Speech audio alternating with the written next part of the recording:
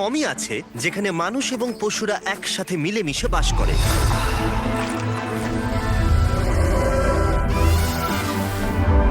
আফ্রিকার মধ্যবর্তী এক অঞ্চলে কেনিয়াতে বসবাস করে মাসাই মারা উপজাতি। আমি এখানে 1 বছর আগে এসেছিলাম যখন গোটা আফ্রিকা জুড়ে 100টা কূপ খনন করা হচ্ছিল। যখন আমার সাথে দেখা হয়েছিল মাসাই উপজাতির একটি প্রাচীন যাযাবর গোষ্ঠী, যারা বহু বছর ধরে তাদের সংস্কৃতি এবং জীবনযাপনের পদ্ধতিকে ধরে রেখেছে। কিন্তু আমরা সারা বিশ্বের অন্যান্য জায়গায় যেমনটা দেখি, লোভ এবং মানুষের অজ্ঞতা প্রাকৃতিক পরিবেশের জন্য সবথেকে বড় হুমকি হয়ে দাঁড়িয়েছে। প্রাণীরা তাদের নিজের জায়গা খুঁজে নেয় মানুষের থেকে বাঁচার জন্য। পৃথিবীর প্রতিটা প্রান্তে প্লাস্টিক ছড়িয়ে গেছে, এটা সকলের জন্য একটা হুমকি। বিশ্বজুড়ে প্রায় এখন 1 মিলিয়ন প্রাণী বিলুপ্তির পথে। কিন্তু আশার আলো এখনো আছে। এটা মাসাই মারা ওয়াইল্ড লাইফ কনজারভেন্সি অ্যাসোসিয়েশন, স্থানীয় মাসাই লোকদের একটা দল যারা সংমিশ্রণ করার চেষ্টা করছে অবশিষ্ট ঐতিহ্যগত পদ্ধতি এবং আধুনিক প্রযুক্তি, যেমন ডেটা সায়েন্স এবং অ্যানালাইসিস। চোরা শিকার মুক্ত করা এবং অবশিষ্ট প্রাকৃতিক সম্পদ রক্ষা করাই এর লক্ষ্য। কিন্তু এখনো এমন অনেক বাধা আছে যেগুলো নিয়ে কেউ কোনো কথা বলে না। তাই ড্যান এবং ড্যারেন মাসাই মারাতে ফিরে গেল এই সম্প্রদায়কে কিভাবে সাহায্য করা যায় সেটা দেখতে। এবং তাদের ক্যাম্প থেকে কিছুটা দূরে ড্যান এবং ড্যারেন অসাধারণ কিছু একটা দেখতে পেল। অসাধারণ। এ হলো এলিজাবেথ, অন্যতম বিপন্ন সাদা গন্ডার যাদের রেঞ্জাররা রক্ষা করছে।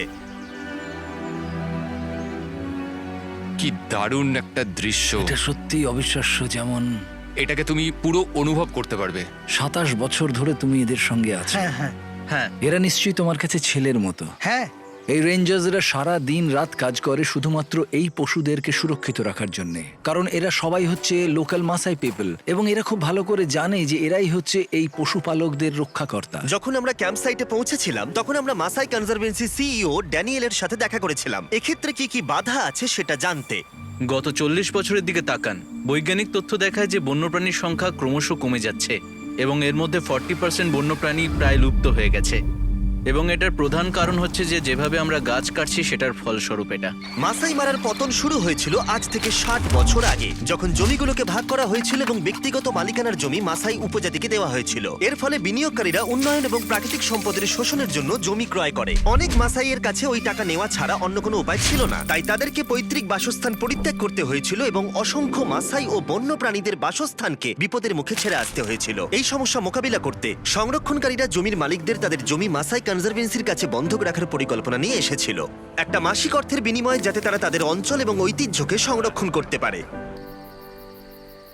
সংরক্ষণের এই ধারণাটিকে কেবলমাত্র এই বন্যপ্রাণী এবং সমগ্র প্রকৃতির সাথে আমাদের এই সম্পর্ককে আরো শক্তিশালী করে তুলছে। আর যে লোকেদের রক্ষাকর্তা বা বন্যপ্রাণী হিসেবে বিবেচনা করা হয় তারা এখন উপকৃত হচ্ছে। গত 18 বছরে মাসাই মারাতে 24টারও বেশি কনজারভেন্সি তৈরি করা হয়েছে, যা মাসাই উপজাতি এবং সেখানকার বন্য পরিবেশকে একসাথে উন্নত করবার সুযোগ করে দিয়েছে। কিন্তু কনজারভেন্সির লিড প্রজেক্ট ম্যানেজার টার্ন আমাদেরকে বলেছিল যে এখন প্রাকৃতিক দুর্যোগ এবং জলবায়ু পরিবর্তনের ঘটনা মাসাই উপজাতির কাছে সবথেকে বড় সমস্যার কারণ হয়ে দাঁড়িয়েছে। সত্যি কথা বলতে আমাদের এখানে কিছু আনএক্সপেক্টেড ওয়েদার ইভেন্টস রয়েছে। আমাদের এই জায়গাটা খুব বন্যাপ্রবণ। ট্যুরিজম ক্যাম্পের জন্য জঙ্গলের ভেতরে প্রচুর জায়গা নষ্ট হচ্ছে। আর বিগত কয়েক বছরে আমরা অনেকগুলো রেঞ্জারকে হারিয়েছি যারা এই পুরো ইকোসিস্টেমটাকে প্রোটেক্ট করে রাখতো। আমরা বেশ কয়েকবার বিধ্বংসী বন্যা দেখেছি এবং এখন তারা আবার নিজেদের জীবনে ফিরে আসার চেষ্টা করছে।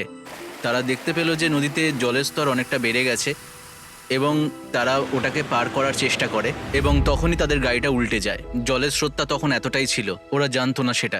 আর ওই গাড়ি উল্টে যাওয়ার জন্য 7 জন রেঞ্জারের মধ্যে 2 জন রেঞ্জার নদীতে প্রাণ হারান। তারা আমাদের মূল্যবান প্রাকৃতিক সম্পদ রক্ষার দায়িত্ব পালনে প্রাণ হারিয়েছিলেন।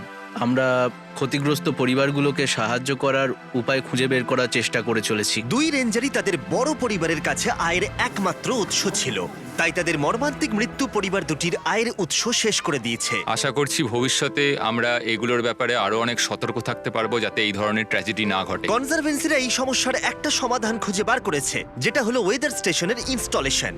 ওয়েদার স্টেশন সেখানে খুবই প্রয়োজন ইকোসিস্টেমটাকে মনিটরিং করার জন্য, আর সবচেয়ে বড় কথা আগত বিপদ সম্পর্কে আগাম জেনে নিয়ে সেই মতো নতুন সিদ্ধান্ত নেওয়ার জন্য এবং বন্যপ্রাণ সংরক্ষণের জন্য। রেঞ্জার বেস ক্যাম্পের সব থেকে বড় অসুবিধা হলো ইলেকট্রিসিটির অভাব। এর ফলে যেটা সব থেকে অসুবিধার হয়ে পড়ে সেটা হচ্ছে ফ্ল্যাশ লাইটকে পাওয়ার দেওয়া বা কারেন্ট ওয়েদার স্টেশনকে পাওয়ার দেওয়া। ইকোসিস্টেম মনিটরিং আর ইকোসিস্টেম ম্যানেজমেন্টের জন্য এই ধরনের প্রযুক্তিগুলো আমাদের মধ্যে থাকা খুব দরকার, যাতে রেঞ্জাররা তাদের প্রয়োজন মতো কাজ করতে পারে এবং এই বন্যপ্রাণ সংরক্ষণের জন্য আরো ভালো উন্নত পদক্ষেপ আমরা নিতে পারি, যাতে এখানকার প্রাণীগুলো সুরক্ষিত থাকে। আমাদের মনে হচ্ছে যে আমরা এই পরিস্থিতির একেবারে শেষ পর্যায়ে এসে দাঁড়িয়ে আছি। এই মুহূর্তে কিছু করা না গেলে সবকিছু একেবারে শেষ হয়ে যাবে। তাই আমরা আমাদের সবটুকু চেষ্টা করতে চাই যাতে মাসাই মারা সংরক্ষণে একটা দীর্ঘস্থায়ী প্রভাব পড়ে। তাই ড্যারেন মিশেলের সাথে দেখা করলো, আমাদের লং টার্ম পার্টনার গিভ পাওয়ারের প্রেসিডেন্ট। তারা কনজারভেন্সির সাথে রেঞ্জারদের জন্য ক্লিন এনার্জি তৈরি করার চেষ্টা করছে, যাতে গিভ পাওয়ার গোটা রেঞ্জার স্টেশনকে ক্লিন এনার্জির সাথে রাতের বেলা আলো দিতে পারে। এবং সব থেকে বেশি গুরুত্বপূর্ণ হলো ওয়েদার স্টেশন এবং সেন্সরকে পাওয়ার সাপ্লাই করা, যাতে আবহাওয়ার পরিবর্তন বুঝতে এবং মাসাই উপজাতিকে সুরক্ষিত রাখতে সুবিধা হয়। আসলে আমি খুব এক্সাইটেড ছিলাম, কারণ আমাকে সুযোগ করে দেওয়া হয়েছিল এই রেঞ্জার স্টেশনগুলিতে পাওয়ার এনে দেওয়ার জন্য। আমরা এখানে একটা ডিজিটাল কানেকশন তৈরি করে দেওয়ারও সুযোগ পেয়েছি, সেই ইনফরমেশনগুলোকে জড়ো করে দেওয়ার জন্য যেগুলো তারা ফিল্ড থেকে পায়, এবং যাতে আমরা সবাই মিলে এই কার্বন ক্রেডিটস শুরু করতে পারি। কোম্পানিগুলো কার্বন ফুটপ্রিন্ট অফসেট করতে কার্বন ক্রেডিট কিনেছে এবং সেগুলোকে কাজে লাগাচ্ছে গ্রিন হাউস গ্যাসকে কন্ট্রোল করতে। যদি কনসারভেন্সিগুলোর কাছে আরো ওয়েদার স্টেশন থাকে, তাহলে কোম্পানিগুলোকে তারা কার্বন ক্রেডিট বিক্রি করতে পারবে, যাতে মাসাই মারার বিস্তার এবং সুরক্ষা আরো নিশ্চিত হয়। আমরা যে 7টা ওয়েদার স্টেশন এবং সোলার গ্রিড ইনস্টল করেছি, সেটা ড্যারেনের সাথে ড্যানিয়েলকেও অনেকটাই অবাক করে দিয়েছিল। ড্যানেল, আমরা আরো নতুন 5টা ওয়েদার স্টেশনের পেছনে ইনভেস্ট করতে যাচ্ছি। আমার কাছে কৃতজ্ঞতা প্রকাশ করার কোনো শব্দ নেই। আমি মাসাই সম্প্রদায়ের হয়ে এই কথাটা সবাইকে বলতে চাই। এখানের হাজার হাজার জমির মালিক যারা এখানে নেই, তারা খুব খুব খুশি হবে।